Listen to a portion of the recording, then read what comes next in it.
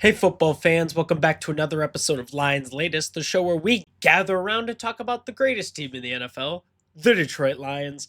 I'm your host, Bryan Hanes, and we have some stuff to go into ahead of this week's matchup against the Chiefs, so let's jump straight into the video. First, though, got some more stuff up on the shelves. You guys were really upset that I didn't, so we got a hat. It's the one I wear on the channel every once in a while. Basketball, yeah, basketball. Got my diploma, so you guys know I'm super duper smart. Got Justin Verlander hanging out. I think that's it. Yeah, we'll have more stuff coming in. I definitely have some other gear I want to throw up there, but for now, just to fill the shelves, we've got some more stuff. Starting off with our first topic, we were talking about the injury status after the game against the Bengals and kind of where we sit on terms of injuries.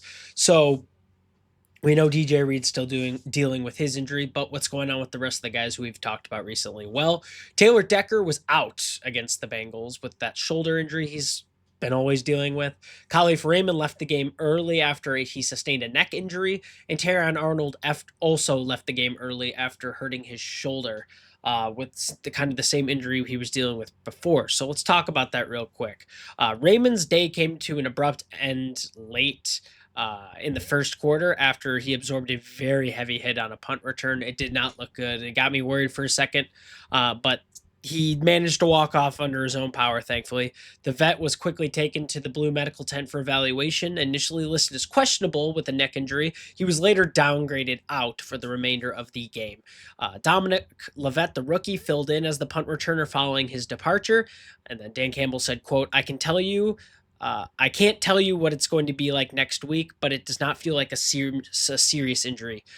He also said that doesn't mean he's going to play next week, but it's very good news in other words. End quote. So, he's saying he doesn't know how bad it's really going to affect him, but he knows for sure it's not going to be like season ending, nothing crazy like that. So that's good. That's good. Meanwhile, the Lions secondary took a huge hit with Arnold going out. He exited in the third quarter with a shoulder injury, which sounds pretty familiar if you had seen his game against Cleveland. Before leaving Sunday's game, Arnold recorded 2 passes defended and 1 tackled, but this overall performance was just kind of uneven. He also had some flags drawn, stuff of this nature. Arnold was drawn for 4 penalties over the past 2 weeks, 2 in each of Detroit's last 2 contests, and 1 stopped or brought back a safety. So really not great, and we need him to not be injured so he can continue to get better, right? To continue practicing, continue playing, continue learning. We'll talk about Taylor Decker. Longtime starting at left tackle, Taylor Decker was held out of Sunday's game against the Bengals with a shoulder injury. In his place, Campbell decided to start second-year offensive lineman Giovanni Manu. After the game, Campbell explained that the decision to rest Decker was predicated upon the offensive tackle's recovery not being able to quite match his ailment, right? Dan Campbell said, quote, he has not been able to catch up to what we feel like there's been some diminishing returns every week. Dan Campbell said that the veteran's lineman status, post-game, if he's unsure that the decision will be made to rest Decker for a second straight week against the Chiefs. So it could be that he's out against the Chiefs as well. I hope not. We definitely need him, but it seems like his shoulder is continuing to get worse and worse, and it seems like the recovery process is no longer really having the effect it once had, which worries me because then you start to think, okay, how long does Taylor Decker have left in the league if this is how he's looking early season, right? So that's something to worry about. Manu did a fine job against, an okay defense. Definitely going to be a bigger task against the Chiefs, so hopefully we can get Decker back for the Chiefs, because that will definitely be something we will want against that kind of defensive line and linebacker core. But that's what it's looking like with injuries right now. Hopefully Terry Arnold comes back soon. We definitely need the help on in the secondary. We saw what happened with both starting corners gone. Jamar Chase was able to kind of do his thing like we talked about in some of our older videos. We thought that was going to happen. And also not having Taylor Decker is not going to be good at all. Khalif Raymond being out really sucks for the punt returns, but I see that as just giving Dominic Leavitt a bigger chance to go out and do what we drafted him for. So that's what I think about that. You guys let me know what you think on those injuries and how impactful they really are to us. We're going to talk about our next topic right now, kind of going into the Chiefs. We're talking about the matchups for the Chiefs, and this is just kind of a preview. We'll have more in-depth stuff as the week goes on. But the Detroit Lions, who are 4-1, go up against the Kansas City Chiefs, who are 2-2, and they will square off on Sunday Night Football in Week 6 in an interconference battle between two of the best teams in the NFL. Well, maybe one of the best and one of the okay teams.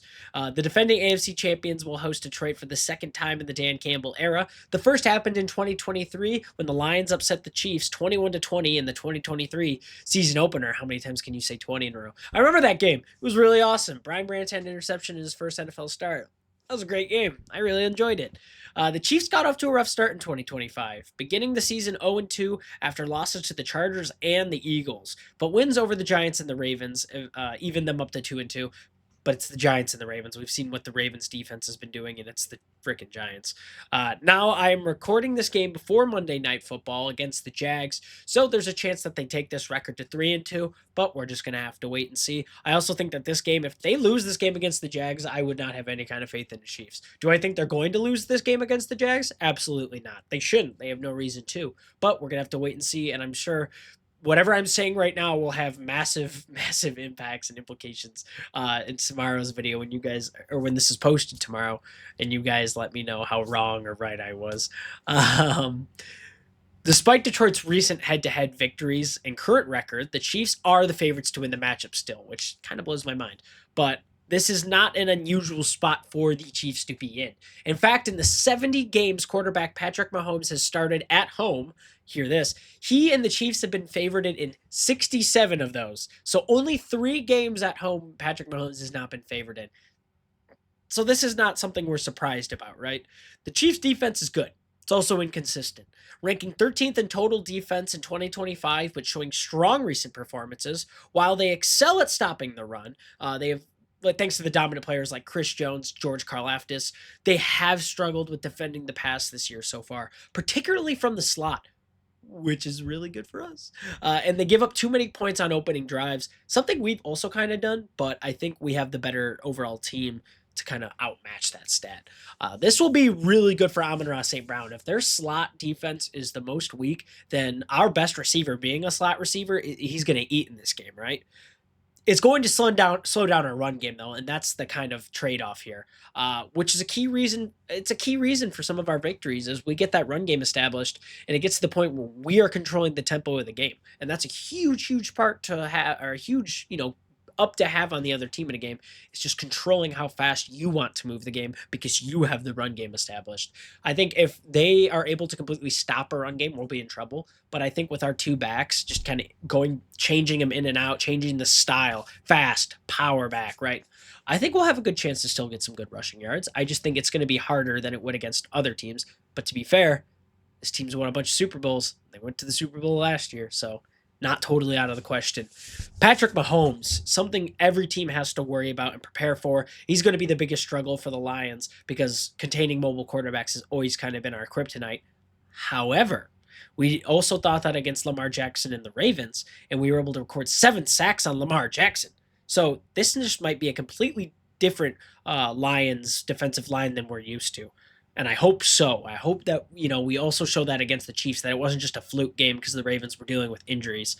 Going to stop everything underneath with Mahomes. We have to stop everything that's short underneath passes, the little Kelsey routes, the little stuff to his other receivers. Rashee Rice, will Rashee Rice be back? I think, yeah, week 6. Rashee Rice might be back for this game too, so it might be worth watching that. Let me know if I'm wrong, though.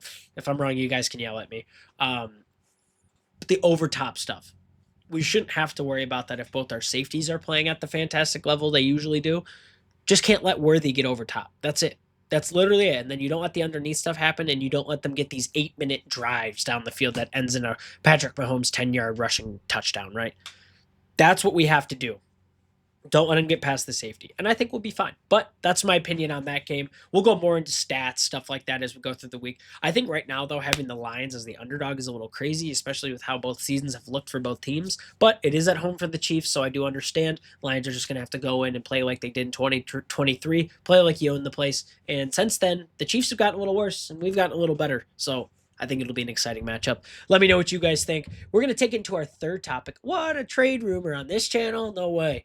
All right, this one you guys are going to think is crazy. I thought it was a little crazy, but I also kind of like it. So let's just jump into it. So going back to 2021, right? Dan Campbell takes the head coaching job for the Lions. And there's always been this thing with him that if you've noticed, every time a player from the Saints was either a free agent or on the trade block, most of the time the Lions would find a way to plug that player into Detroit's system. They have some examples to point with. Alex Anzalone, Al-Qadim Muhammad, Marcus Davenport, a couple of other guys. But there's always one guy that I feel like a lot of Lions fans have wanted to come over here again and again and again.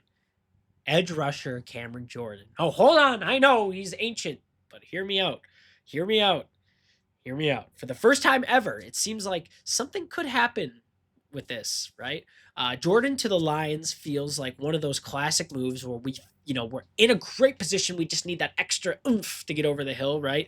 And we bring in that veteran player to help us win a championship. Makes a lot of sense in the grand scheme of what we know about professional sports, and they tend to be like in that regard. It even makes sense to fit with the Lions too. Jordan can only elevate the Lions' defensive line, and he is still playing at a high level despite, his age. The holdups with the whole thing are pretty tough, though. Let's start from the Saints side of things. Jordan, who has played for the Saints for 15 years, has consistently talked about how he wants to play there forever. He wants to retire in New Orleans. I mean, he's a guy who spent 15 years of his life playing in one place. I would assume he doesn't want to leave now. But we've seen stuff like this happen before, so it's not totally out of the question. From the Lions side, Jordan is 36 years old. That's not great, right? Do they really want to send a draft pick over for a 36-year-old, even if it's a low pick? What's the point? Jordan's cheap. That is the point, right? And if all you're getting for him is something like a 6th-round pick, why would the Saints even go for it? It's not like Jordan's an expensive player. It's not like he's asking for too much. He's in the final year of his deal, and it's damn near a vet minimum deal at this point. So what do the Saints get out of this trade? The only real way this happens is if Jordan agrees to get traded somewhere to try to win a championship. If he wants to go get a ring, this is what he does, right? At least the Saints are willing to hear offers at this point, and that's pretty big. Saints are hearing offers.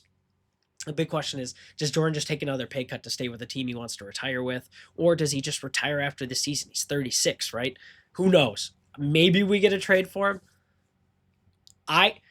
The problem I have with this rumor is we're not willing to give enough for a player like that, right? Because it's like they want him to retire there. He wants to retire there. We would really need to kind of really nudge the Saints to give us him, because they're not in a position where they really want to trade away him, because they're not going to get anything good enough in return, right? I don't see this one really happening. I think it'd be cool. I think Cam Jordan would be cool having that vet for a season where we still have a Super Bowl window. But overall, I don't think this one's happening, guys. You can let me know what you think. It would have to be a late pick, and the Saints would have to just be like, see ya, Cam Jordan. Thanks for 15 years, buddy, which would be insane. I don't think they'll do that.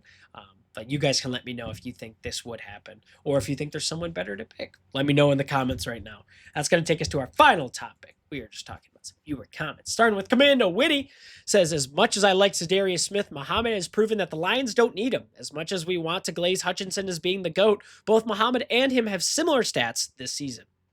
Okay. As of today, both of them have the same amount of tackles, solo tackles, assisted tackles, and almost as many sacks. Just how Monty and Gibbs are Sonic and Knuckles, Muhammad and Hutch are a great duo. Just got to give them a good nickname. Hey, I like that. Let's give him a good nickname. Why not, dude? Hutch has earned it, definitely, and why not give it to him as well? I think Muhammad, like we said, he's not the long-term solution for us, but he's definitely been good this season, and he's definitely been the guy we need on the opposite side of the line for now, right? Zadarius Smith would have been great, but it seems like we're getting a good amount of value out of Muhammad, and we're not having to sign an extra player to do it. I think that's really good. And like you said, a good nickname would be great. I'm not even sure what we call him. Thunder, Lightning? Nah, that's boring. Let me know what you guys think. Any great nicknames? Let me drop them down below. I'll go over them next video, and we'll pick the best one, all right? I like your comment here, Commander Woody. Thank you for your comment, and I agree with you that Al-Qadim Muhammad, despite not being a permanent fix, has been a great role player so far. Ross Dye says, stop. when they actually win something, and then maybe we call them really good. What I would like for once is this city is like a Terry Bradshaw Steelers, Joe Montana 49ers, Troy Aikman Cowboys, or Mahomes Kansas City team, multiple Super Bowls. Make Detroit Lions great again. Yes, 1950 is great. There was no way you see Reed before the bye week. Hamstring, while not as serious as an ACL or knee injury, still means maximum 2 to 3 weeks and up to 8 weeks. Okay. Well, they're saying we might see him before the bye. It doesn't necessarily mean he'll be in full participation, but I agree with you on that one. It is going to be a little bit before we see DJ Reed back, and that is going to definitely take a hit to our secondary. But I don't think, you know, I call a team good. I think the Lions are really good. I think we are really good. I think stats show it. I think people that come and say you don't have a Super Bowl, you don't have a dynasty team, like you're not good. You might perform good, but you're not good, right? And I think there's a difference. Teams like Tom Brady's era or the Kansas City Chiefs with Mahomes, right? They are generational. They built a dynasty, and that is fantastic. And I will put them in that grade that they deserve. But then the Lions are slightly under. I mean, we have a good team. We perform well. We put on exciting games. I think in its own right makes them a good team. Um, Now, do we need to go get a championship and win that trophy to cement and really prove our greatness so we're not just forgotten as a team that had a great season and then lost in the playoffs? Absolutely. I can agree with you on that, Ross Dye. And I think before we can be considered as one of those great teams of the 2020s, we do need to go and do that. But until then, I think we are a good team, and I think we're going to continue to do great things. And yeah, hopefully we see DJ Reed come back pretty soon. And yes, hopefully we are like the 1950s Lions. They were some dogs. Night Train Lane was a dog. But with that being said, we are out of time here for today. Thank you so much for watching this episode of Lions Latest. If you made it to this point in the video, let me know right now what your expectations are against the Chiefs and whether you think the Lions should be the underdogs or not. Make sure you guys like, comment, subscribe, hit the bell so you never miss a single video here on this channel. Enjoy the rest of your day, and I will see you in the next video.